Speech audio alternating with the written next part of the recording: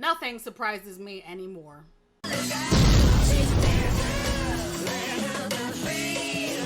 Well, hello folks. The Sussman trial is finally over, and the verdict has come back as not guilty. Notice a lot of people covering this are just kind of skimming over what happened, but I'm going to do a deep dive into the trial and explain what exactly happened. Now first, in order to do that, I am going to be referring to two legal experts. One is Robert Gouveia. Be sure to check out his channel. I'm going to be showing some quick clips from his channel, but it's super informative. He paid and got access to the transcripts of the trial, and he read the transcripts on his channel, and he spent hundreds, if not thousands of dollars on those transcripts. Of course, here I don't make enough over here to be able to do that, but if you want to even deeper dive into the trial, and you would like to hear every single detail that went on, be sure to check out his channel. He does a very good reading of it. All right, so he's expert number one. Expert number two, my legal expert that I have here with me today.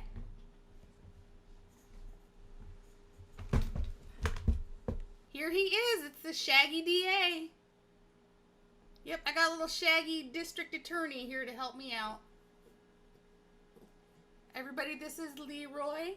He just turned 10 weeks old today. He is an old English sheepdog, a very sleepy old English sheepdog puppy. When he is done growing, he's going to be somewhere in the 80 or 90 pound range, but for today, I'm just going to hold him and coddle him and snuggle him like the little baby he is. This is my baby Leroy. So for those of you who know, we had a dog named Liza that passed away about a year ago, and we thought it was about time to get another one, and yeah, so here he is, Miss Shaggy DA. Hey Shaggy DA, you want to show anybody your eyes? You show people your eyes? Can you open your eyes? He's got one super blue eye, and then his other eye is gray blue, but okay, he's sleepy. You sleepy? Look at this, my little Shaggy district attorney asleep on the job. Okay, so without any further ado, let's get into this video. A little background for you guys. Hillary Clinton, of course, was running for president in 2016, ultimately lost to Donald Trump, but when she was running, she had two entities that she was working with. One, of course, was Hillary for America. We know a lot of these people. Robbie Mook is his name. We always say Mook here on the channel because it's a lot more condescending. John Podesta, Jake Sullivan, and Jennifer Palmieri. You know John Podesta and Jennifer were high up in the Clinton campaign. Jake Sullivan was an advisor, and he posted a tweet for Hillary Clinton that we may get to later. But Jake Sullivan now is in the current Biden White House, so he just kind of bounced from the Hillary campaign over to the Biden administration. And they were running a big, aggressive campaign. Donald Trump was their primary enemy, and they needed to win. So what did they do? Well, like any campaign does, they got a bunch of lawyers involved, and there's nothing wrong with that. But what they did is they hired a law firm called Perkins Coie, and Perkins Coie had a very powerful lawyer there, a guy by the name of Mark Elias. Mark Elias and other lawyers at Perkins Coie enlisted the activity, the help of a consultant called Fusion GPS. Now, you see, when we explore Fusion GPS, we see all sorts of different tentacles here. And you may remember from the 2016 election, things like the Steele dossier, the Trump PP tape, and so on and so forth. And I'd like to remind you guys, or at least let you know if you haven't seen it, please check out my Spygate video. It's Spygate the movie, because I go into deep detail, and I break down everything that happened with Spygate. You can call it Spygate, you can call it Russiagate, you can call it Obamagate, whatever you want to call it. But I broke this down into like a 3-hour animated documentary type movie several years ago now. It's been several years. All of that is something that was generated by this consultant. And so Perkins Coie hired this legal consultant called Fusion GPS, which put together a very big team with a number of different people to go out and start investigating Donald Trump, really to create some oppositional research and to see if there was any connections between Trump and Russia. Or many people would argue, like yours truly, that they were sort of encouraged to create these connections even where none existed. But these are the people behind Fusion GPS, and many of these people were witnesses in the trial. But we know that Mark Elias was the campaign lawyer, the chief campaign lawyer for Hillary Clinton. Working under Mark Elias was, there he is, Michael Sussman, the person who is the subject of this entire trial. He's the guy that actually had the meeting with the FBI in 2016. So after all of these PP tapes and white papers and all of these stories, these dossiers alleging that Donald Trump was colluding with Russia or had a secret back channel to Alpha Bank, they funneled them back up through Fusion GPS, through the law firm, back over through Mark Elias, who was a high up at the law firm and the Clinton campaign, and they gave it over to Michael Sussman. Michael Sussman then had a meeting with the FBI in September of 2016. Just showing you that I covered this quite a while ago. Perkins Coie partner Michael Sussman passed dossier information to FBI General Counsel James Baker. Once again, Perkins Coie was the firm that the Clinton campaign and the DNC paid to hire Fusion GPS to write the dossier in the first place. Sussman later leaked the information, the Alpha Bank portion of the Spygate saga, to the media. Baker would go on and testify that he also received parts of the dossier that the FBI didn't have from Mother Jones reporter David Korn. Michael Sussman then had a meeting with the FBI in September of 2016, in the month right up before October, waiting for an October surprise to drop so that Hillary Clinton could easily win the 2016 election. There was a meeting that took place, and this is where the big lie starts. Sussman sits down with a guy named James Baker, general counsel at the FBI, and he says in text messages and other things we'll talk about that there was no reason for him to come other than he's just a good citizen coming on his own volition. He's not there on behalf of a client. He's not there representing Hillary Clinton at all. He tells that to James Baker. James Baker, allegedly, as somebody who receives this information, working at the FBI, is highly concerned and says all of this is damaging to the country. It might be a national security risk. So he has notes and he has meetings with his deputies, the deputy director, Bill Priestap, Tricia Anderson, who take notes about this entire meeting. James Baker, though, didn't take any notes. He just sort of remembers what took place at the meeting. And so there's a lot of conversation taking place about what happened at that meeting. Did Michael Sussman say to Jim Baker, I'm not here representing another client, I'm not representing Hillary? Did he say that, or did he say, I am representing Hillary? Because as we're going to see, the evidence showed during the trial, there were all sorts of billing records showing that after Sussman met with the FBI, he actually might have billed Hillary Clinton for it. So that's really the underlying facts very, very quickly. So in this investigation, Special Counsel John Durham said that Michael Sussman lied to the FBI, claiming he wasn't representing a client when he was, and that would have biased the FBI. That would have been a material consequence for the FBI. It caused them to do something differently, and it's kind of a problem when you lie to the federal government. So he indicted him and charged him with that one crime, very, very specific crime. Now I'm going to jump to this article from the Federalist, why the jury should convict Michael Sussman of lying to the FBI, but probably won't. Last fall, the special counsel indicted Sussman on one count of making a false statement in violation of Section 1001 of the Federal Criminal Code. The special counsel alleged Sussman lied to then FBI General Counsel James Baker during a September 19, 2016 meeting. In the meeting, Sussman presented Baker with data and white papers that supposedly showed the existence of a secret communications network between the Russian-based Alpha Bank and the Trump Organization. According to the indictment, Sussman was acting on behalf of the Clinton campaign and tech executive Rodney Joffe when he met with Baker, but falsely told his friend that he was coming on his own behalf to help the FBI. Before adjourning for the day on Thursday, presiding Judge Christopher Cooper provided instructions to the jury. Jurors will use those to decide whether to convict or acquit Sussman following deliberations, which begin either Friday afternoon or Tuesday following the long Memorial Day weekend. The government must prove beyond a reasonable doubt 5 facts, Judge Cooper explained. Namely, that 1, on September 19th of 2016, the defendant made a statement or representation. Number 2, the statement or representation was false, fictitious, or fraudulent. Number 3, that this statement or representation was material. Number 4, the false, fictitious, or fraudulent statement was made knowingly and willfully. And number 5, the statement or representation was made in a matter within the jurisdiction of the executive branch of the government of the United States. The government previously requested the court take judicial notice of the fact that the FBI is within the executive branch of government, meaning that the fact is conclusively established for the jury. So basically this paragraph is just saying that you have to prove that he lied to the FBI and that that lie was material. Material meaning it changed how things were being treated. So Durham is saying that Sussman came in to Jim Baker and said, hey, buddy, you know, I'm not representing anybody. I'm just here as a good citizen. I have all this information, and I am just here to help you guys out of the kindness of my heart. Sussman is saying that, oh no, I was up front and I said, hey, I am working for a client.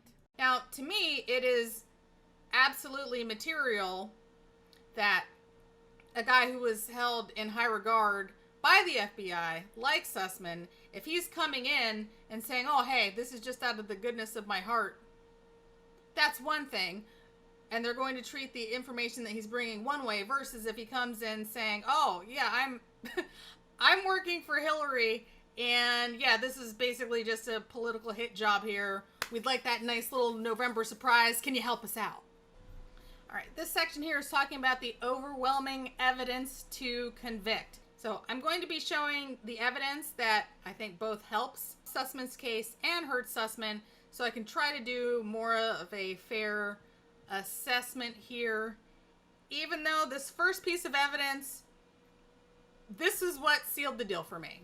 This is a text message that was entered into evidence from Michael Sussman to Jim Baker. It says, Jim, it's Michael Sussman. I have something time sensitive and sensitive I need to discuss. Do you have availability for a short meeting tomorrow? I'm coming on my own, not on behalf of a client or company. Want to help the Bureau. Thanks. Okay, so to me, things couldn't be more clear than this. He said, I'm coming on my own, not on behalf of a client or company.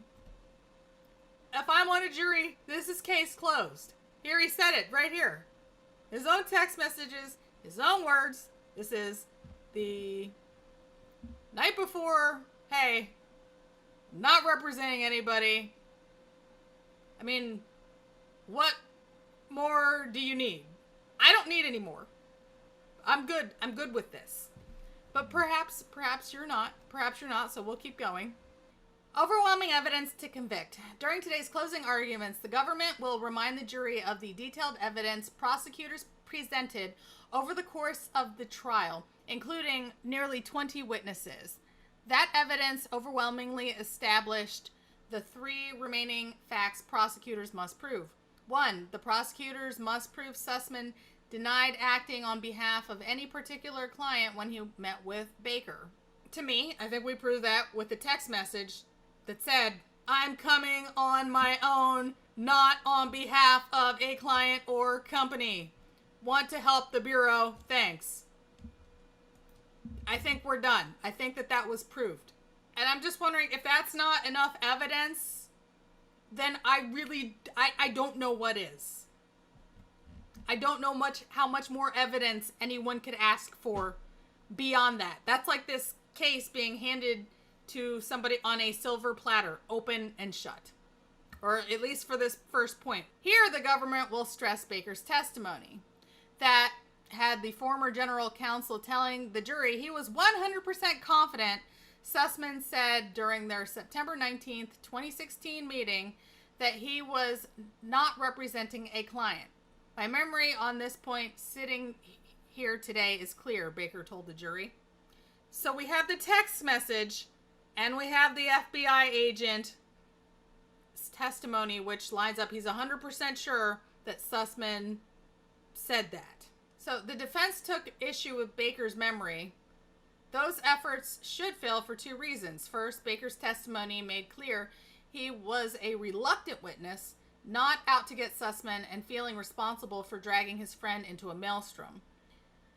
Second, prosecutors presented evidence that Sussman texted Baker the night before their September 19, 2016 meeting, writing, "I'm coming on my own, not on behalf of a client or company. Want to help the Bureau." Given that Sussman denied representing a client the night before the meeting, a reasonable jury would find Baker's testimony that he was 100% confident Sussman repeated the claim at the start of the meeting conclusive. In addition to that evidence, the jury also heard from two of Baker's colleagues in the FBI who testified that the notes they took shortly after Baker met with Sussman indicated Sussman had told Baker he was not working on behalf of any client. And here are the notes from FBI Assistant Director Bill Priestap. So right here it says Michael Sussman. He's an attorney for Perkins Coie. And then right here it says, said not doing this for any client. And up here in this part of the article it says, but the proffered notes also immediately point out that Priestap knew Sussman was attached to Perkins Coie and that either he, the firm, or both represents DNC, Clinton Foundation, etc. The other notes are from Deputy General Counsel Tricia Anderson, who wrote, no specific client, but group of cyber academics talked with him about research. All right, back to the Federalist. Even more evidence he lied.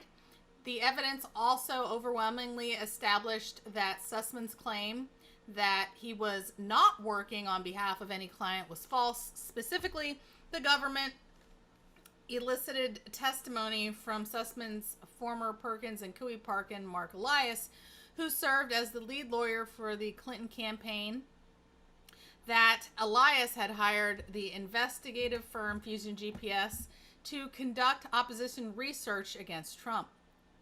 Elias also told jurors he learned of the supposed Alpha Bank Trump secret communication channel from Sussman. Elias also provided a detailed explanation of how law firm billing records work. Prosecutors admitted records showing Sussman reported time spent on the Alpha Bank project to the Clinton campaign and specifically billed the Clinton campaign for a project he worked on September 19th, 2016, the same day he met with Baker. So essentially, not only did Sussman tell Jim Baker that he was not there on behalf of any client, so he told him that, but then he turned around and billed Hillary Clinton for the meeting with the FBI. Elias had previously testified that he believed Sussman's only work on behalf of the Clinton campaign concerned Alpha Bank. Then on Wednesday, the government presented evidence Sussman charged the Clinton campaign for the thumb drives he used to transfer the Alpha Bank data to the FBI, providing pretty conclusive proof of the government's assertion that Sussman was representing the Clinton campaign. And so, over here to Twitter. Here's the receipt for the Sussman purchase of 2 thumb drives at Staples near Perkins Coie on 9/13/16. He left USB drives with the data on them with the FBI when pushing the Alpha Bank BS on 9/19/16. Expense report ID number here shows he billed the USBs to the Clinton campaign. So we have the text messages. We have him billing the Clinton campaign for the meeting itself and him billing the Clinton campaign for the flash drives, which presumably were the ones that were given to the FBI. Other evidence supports the government's argument that Sussman was also acting on behalf of Jaffe when he met with Baker. For instance, Fusion GPS's Laura Sego testified that she first heard of the Alpha Bank theory at a meeting with Elias, which Sussman and his client Jaffe also attended. Also, lots of evidence that this affected the FBI. The special counsel likewise provided substantial evidence related to the second factor, materiality. Here, the jury was instructed that Sussman's lie must have been material, meaning The statement has a natural tendency to influence or is capable of influencing a discrete decision of the decision-making body to which it is addressed. In this case, the government presented testimony of several federal agents showing how Sussman's lie altered their decisions, with Baker testifying he would not have taken the private meeting with Sussman if he knew Sussman was working on behalf of the Clinton team. Baker also told the jury he had vouched for Sussman and treated him as a sensitive, confidential human source, protecting his identity from other agents because he believed Sussman had come to the FBI on his own. That sounds material to me. I mean, Baker is saying that he wouldn't have even met with him. He would not have met with him in the first place had he known that he was working on behalf of the Clinton team. I don't understand how much more material it can be than that. I mean, that is very material. Right now, Sussman's living in a material world like he's a material girl. But if you disagree with that, you should let me know in the comments why you disagree with that, why you don't think that that is material. Other agents also testified they hit a roadblock in determining the source for the Alpha Bank data, and that in assessing the data, knowing whether it came from someone with a political affiliation or motivation would affect the initial steps of an investigation. So we have FBI agents who are testifying that this would absolutely affect the investigation had they known the information came from someone with a political affiliation or motivation. Once again, to me, this is just looking like one of the most open and shut cases in the history of ever.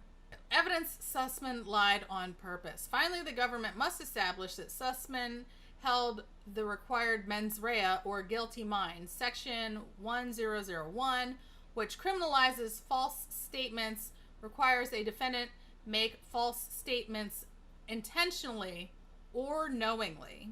Sometimes people accidentally don't tell the truth to Congress. One of the times it sticks out in my mind that I remember seeing that happen, that was when there was a bit of a mix-up with Diamond and Silk in front of Congress.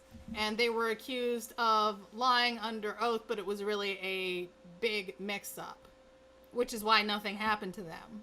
So while they were trying to talk about being censored on Facebook, instead of the congressmen and women having a serious conversation about that, they decided to start questioning them about whether or not they had been paid by the Trump campaign, which really has nothing to do with anything. The congressmen and women had an FEC filing from November 22nd of 2016 that showed that Donald J. Trump for President Incorporated paid Diamond and Silk $1,274.94 for field work. And Diamond and Silk kept saying, you know, we have not been paid by the Trump campaign, meaning that, hey, like, we've never done any field work for them. Like, we don't understand what you're saying. Like, no, this did not happen. And they were like, what about this? And like, no, we have not been paid by the Trump campaign. Like, we're not Trump campaign workers. Like, that's how they were saying it. They're not Trump campaign workers, and they didn't do any field work. And it says not $5, not $100. What about $1,274.94? Asked Sheila Jackson Lee, who was in possession of the FEC filings, which very clearly stated how much money the two women had received from the campaign. Hardway did not budge, however, responding, "We have never been paid." Later led to a far more heated exchange between the women and Representative Hakeem Jeffries. I think you stated on the record today at least 3 times, quote, "We were not paid by the Trump campaign. Is that correct?" Jeffries asked. The women acknowledged that it was, prompting Jeffries to state the FEC report dated May 12th of 2017 states that on November 22nd of 2016, the campaign of Donald J. Trump for president paid Diamond and Silk $1,274.94 for field consulting. Are you familiar with that? That's when Silk stated, "We're familiar with that lie. We can see that you do look at fake news." An incredulous Jeffries then asked, "Are you calling the FEC document fake?" Richardson replied that she and the filing were both true. Nobody is lying. However, there may be a mistake from the Trump campaign whenever they wrote what that money was for, she told Jeffries.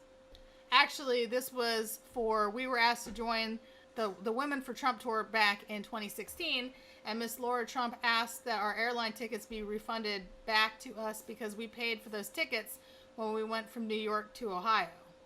So you can see that these guys, they're not talking about the same thing at all. They're saying we weren't field consultants for the Trump campaign, and they're like, well, did you take any money? Did you get any money at all? And it's a big miscommunication. That's what unknowing looks like. So let's see the evidence that he lied on purpose. Circumstantial evidence can establish a defendant's state of mind. So can evidence admitted at trial, which included Sussman's congressional testimony with his acknowledgement that he was acting on behalf of a tech expert. All this provides overwhelming evidence that Sussman's lie was intentional.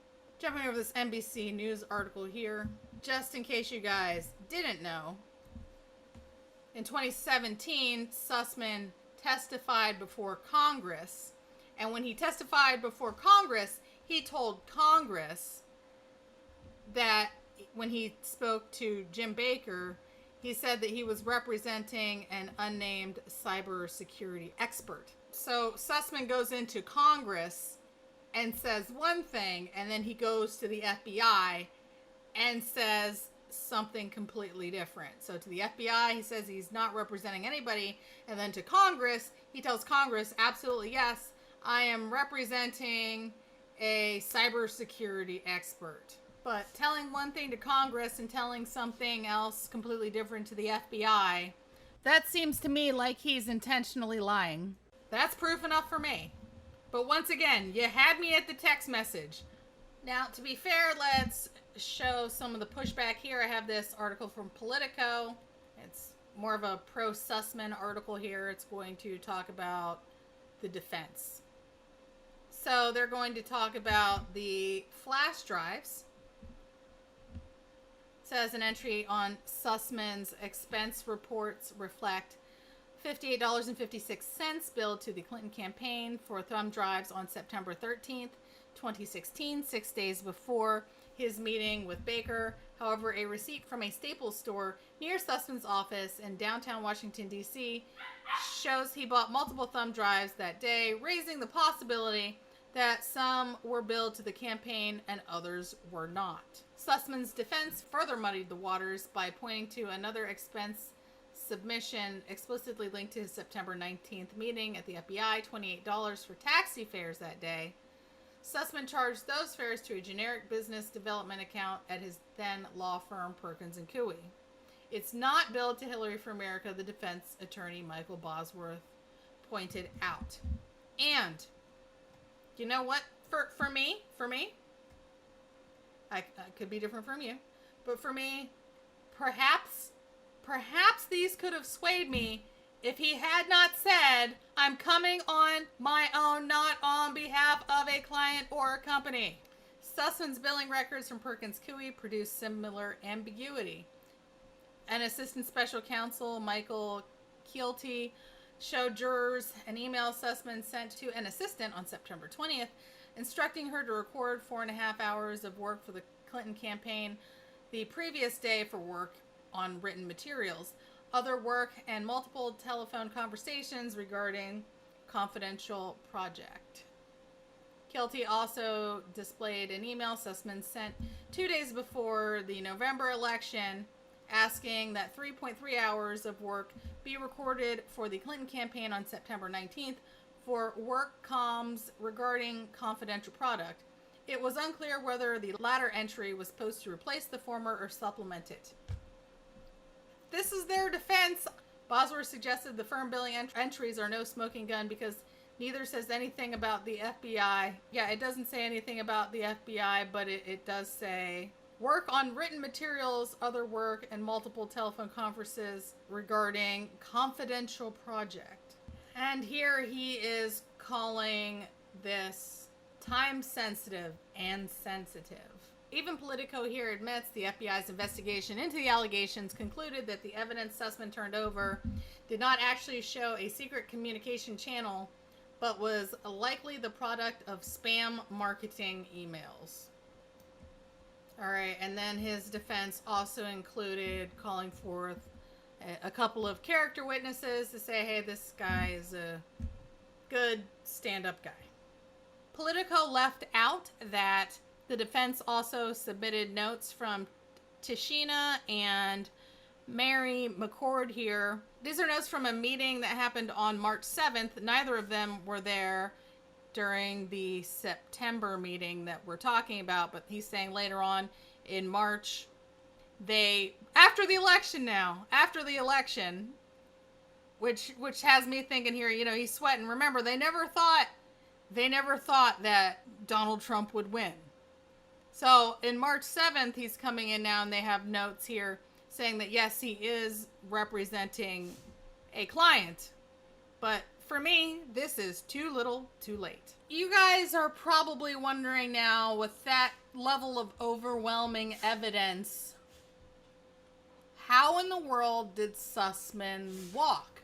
Well, I think Jonathan Turley sums it up pretty good right here.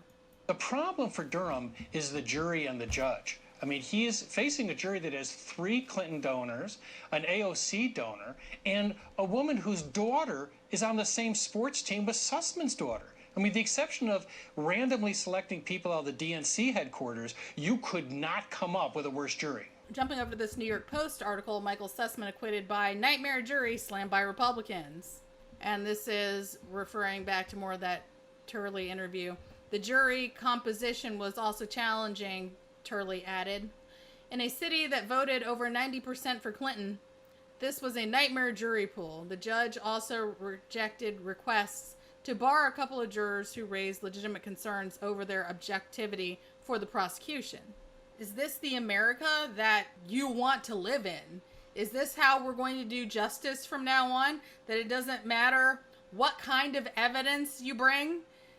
If you're going to have a political trial, what we need to have really are just independent jurors. This jury was so bad that it's mind-boggling. I don't understand how it's even legal to have a juror whose daughter plays on the same sports team as the defendant's kid.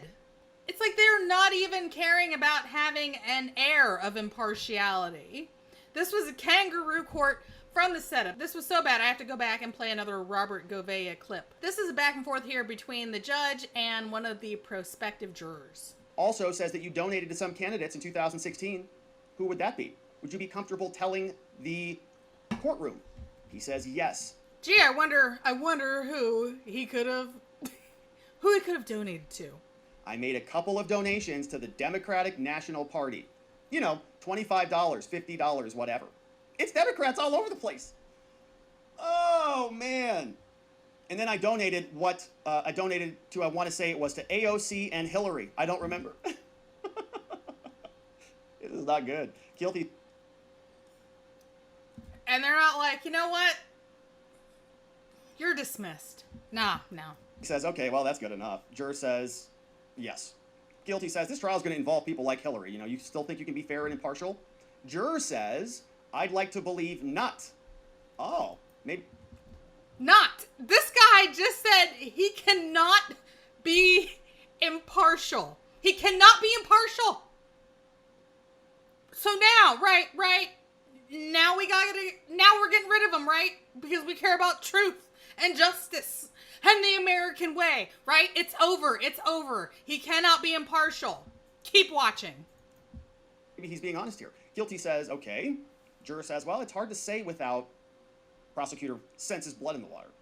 Do you have any strong opinions about the 2016 election? He says, I believe it was certified. Okay. 2016. Is he talking about 2020? Everybody's getting confused about the dates. Guilty says, okay, what about the opposing candidate, Donald Trump? Any strong feelings towards Trump? He says, yeah, as far as especially with 2020, I do. So Guilty says, all right, let's be clear. Are you 100% certain that you can be completely fair and impartial? Or is there some doubt in your mind? Juror says, well, actually, there is a little doubt in my mind because, it's hard to totally remove any feelings you have. Okay, he cannot, once again, times two, he cannot be impartial. He cannot be impartial. Prosecutor says, perfect. So the prosecutor is knowing that this guy's going to get struck, very likely. So Berkowitz, the defense, is going to do everything they possibly can to get this guy to reverse his opinion. And these are always fun, because this guy is just like, I can't be honest, and watch him by the end of this. Good morning, how are you? I represent Michael Sussman. A couple questions, want to make sure you're fair and impartial. You understand this case involves an allegation that Sussman allegedly lied to the FBI? Okay. And it doesn't involve any political candidates as parties to this case, right? No Trump, no Hillary, nobody's involved. Nobody's running for office here, sir. So we can set this aside, right? And Ms. Clinton is not on trial and accused of wrongdoing. Mr. Trump is not on trial accused of wrongdoing. And prosecutor's like, oh, I get it. I get where you're going with this. Knowing that, and knowing that this is about an individual, and the facts will be presented in this courtroom, and the judge would instruct you to listen to the facts as they come from the witnesses, and to be impartial and not let these preconceived notions dictate anything, do you have confidence that you could, in fact, be fair and impartial? Do you, in fact, think that you could decide the case based solely on the evidence in the courtroom and not any preconceived views that you might have? Good work there, defense attorney. Big, nice paragraph. Juror, can you do that, sir? Yes or no? He says, yes, period. It's his big debut, baby. He's excited. He's like, oh, I get it. Yes, I can be fair and impartial. So it looks like the prospective juror just got the old wink, wink, nudge, nudge there from the lawyer for the defense. This is just ridiculous. This is just ridiculous. Sir, thank you for walking me through that. Berkowitz, and these two guys are like buddies now. Berkowitz says, confident? Question mark? Juror says, yes. Knowing that, yes, I can. Berkowitz says, thank you. Judge, back over to you. So the judge says, all right, well, thank you, ma'am. It's a female. Juror says, thank you. This is unbelievable. What is this? Okay, look, the prosecutor, Mr. Keelty, no challenge from the government. They're not going to challenge that. No challenge from the government.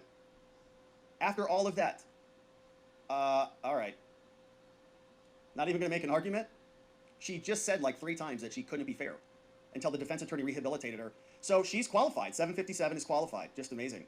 And it just goes on and on and on like this. It continues on. I gave tons of money to Hillary. I love Hillary. Not only was the jury stacked in favor of the defense, but there is another aspect that came in, and I am going to, once again, let Robert Gouveia explain this one. We're going to be getting into nullification. But we did talk about the stipulations and the jury instructions that the jurors are going to be reading and using as they deliberate. And there was a very interesting section here talking about good faith, saying a defendant's conduct is not willful if it was the result of a good faith understanding that he was acting within the requirements of the law. And throughout this trial, I was saying that we might see sort of some jury nullification here. You might see the jurors just sort of use this exception. They might say, well, Michael Sussman maybe was in fact lying, or maybe he was doing something that was a little not on the up and up, but that's because he was acting in good faith, because the consequences of Donald Trump colluding with Russia were so dire, because the media was so hyperbolic about this at that time. In other words, Sussman may have been justified for being freaked out and trying to get the FBI to act. We'll see if that goes anywhere. So basically, the judge gave the jury the option to say, oh, well, Donald Trump is so bad. He posed such an existential threat that basically anything that Michael Sussman did would have been okay.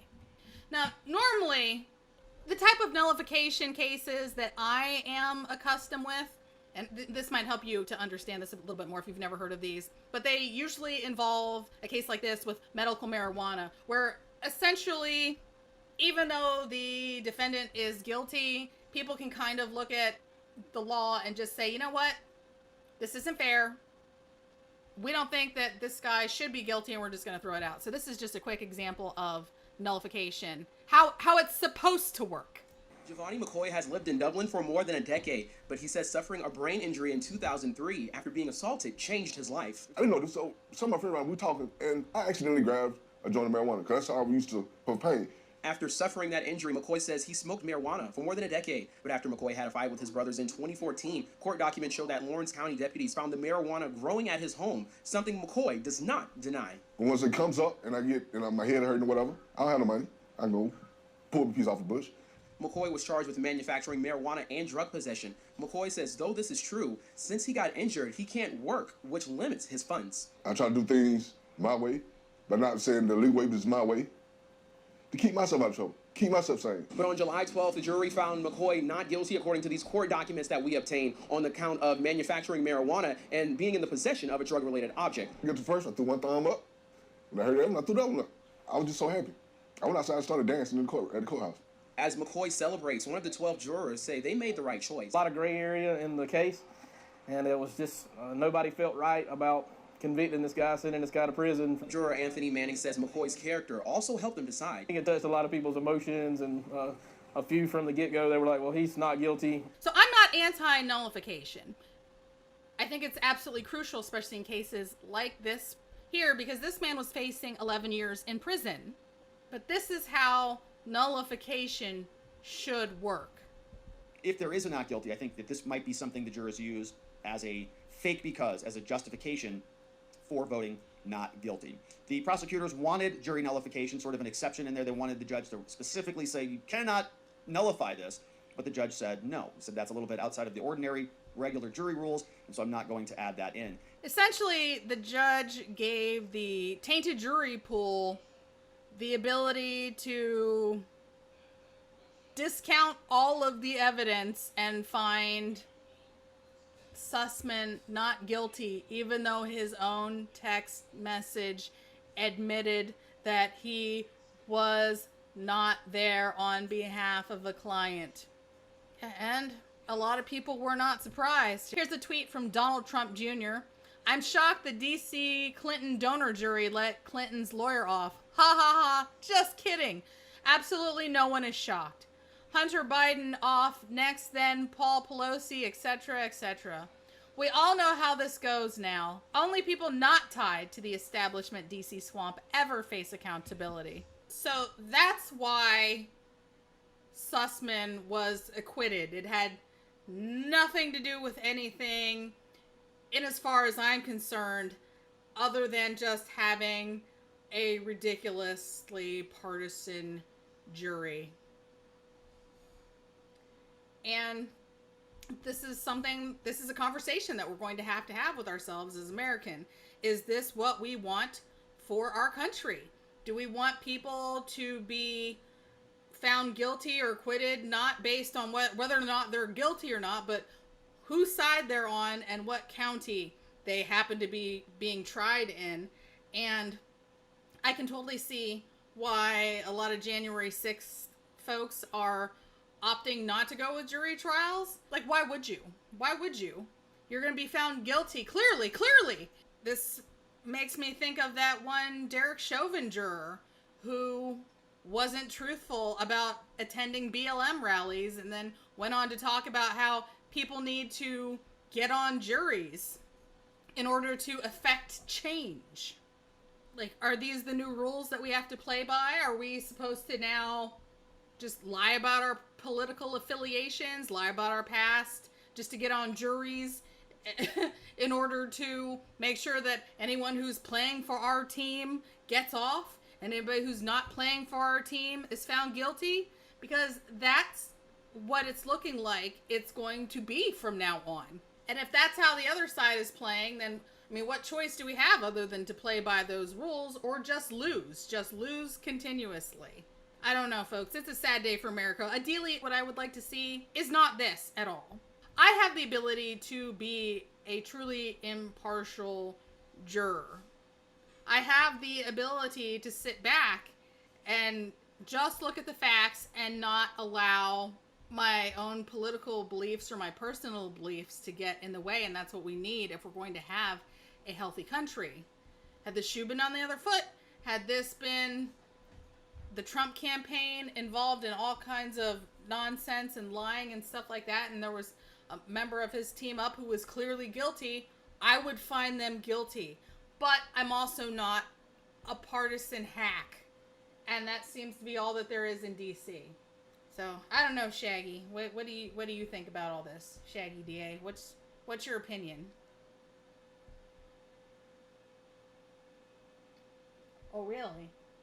Really? Okay. That's what you think? All right. He says I'm legally required to give him puppy treats here, so I guess we're gonna get going. This is the best note that I can end this on is just cute puppy time. Cute puppy time. All right, folks. I will see you in the next video. Bye. See bye bye. See bye bye. Bye bye Leroy. See bye bye Leroy.